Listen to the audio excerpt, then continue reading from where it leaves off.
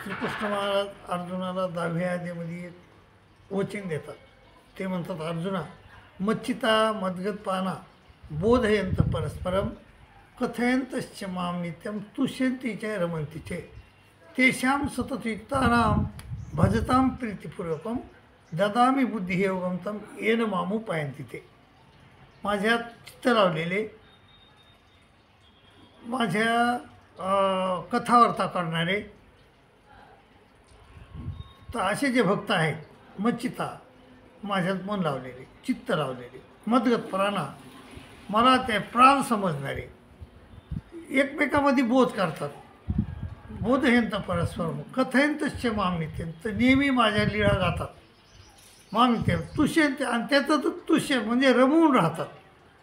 तेषां सततयुक्तानां भजतां प्रीतिपूर्वकं, तशा भक्तांना, मला नेहमी भाजणाऱ्या भक्तांना, तेषां सततयुक्तानां भजतां प्रीतिपूर्वकं ददामि बुद्धियोगं तं येन मामुपायन्ति ते माझ्यापर्यंत येण्याची बुद्धी मी त्यांना देतो, असं श्रीकृष्ण महाराज म्हणले.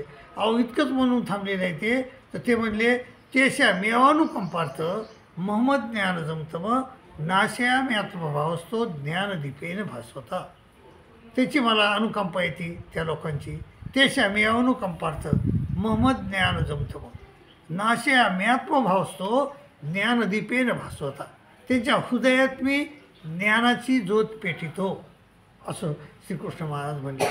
मायबापो, तुम्ही देखील परमेश्वराचं चिंतन करा, त्याच्या लीळा सतत गा, आणि मग तुम्हाला देखील त्यांच्यापर्यंत येण्याची बुद्धी ते देते, आणि तुमच्या हृदयामध्ये ज्ञानाची ज्योत पेटिते, असं त्यांनी वचन दिलेलं आहे आपल्याला.